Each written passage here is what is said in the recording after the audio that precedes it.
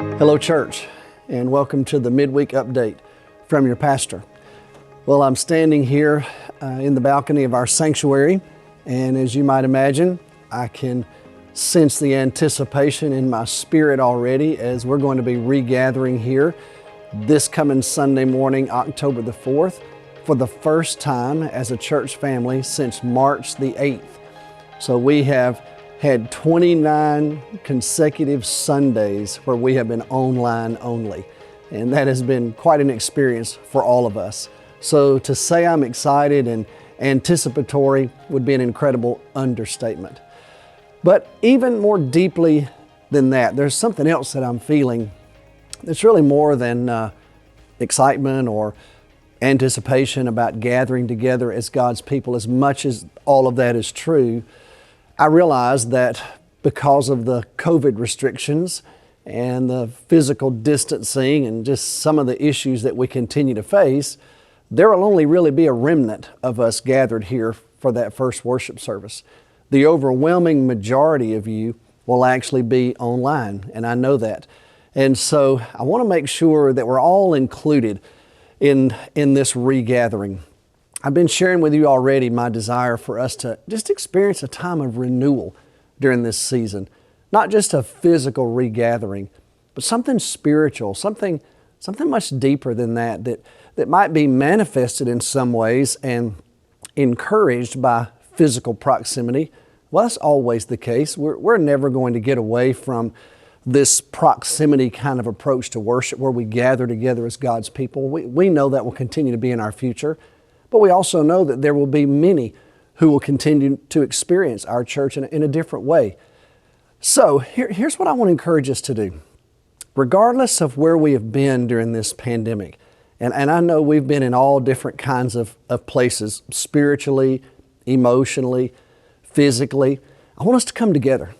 Whether we can physically come together or not, I just want us to come together as a church.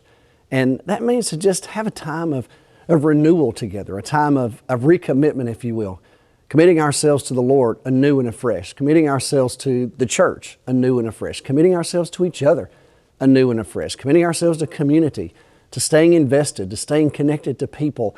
Even though right now it requires something out of us to do that, I still think it's incredibly important. So that's really what I'm praying for. Every day this week, I hope you've joined me in those prayers for renewal in the life of our church. We've been praying at noon and at 6 o'clock every day. In fact, today we've had videos that have gone out from church members and staff members encouraging us to do just that. That's going to continue all the way through Saturday, just building up to this time of regathering on Sunday morning. But I want to encourage all of us, regardless of where we've been, to experience just a sense of refreshing with the Lord's hand upon us. Psalm 107 is one of those psalms that I'm grateful for. It's a lengthy psalm, but it's somewhat interesting to me because the psalmist says this: "Give thanks to the Lord, for He is good. His love endures forever. Let the redeemed of the Lord tell their story. Those He redeemed from the hand of the foe, those He gathered from the lands, from east and west, from north and south." And then he encourages all these different people who have had incredibly different experiences to come together and tell their story. He says some of them have been out to sea. Some of them, he says, have been in rebellion.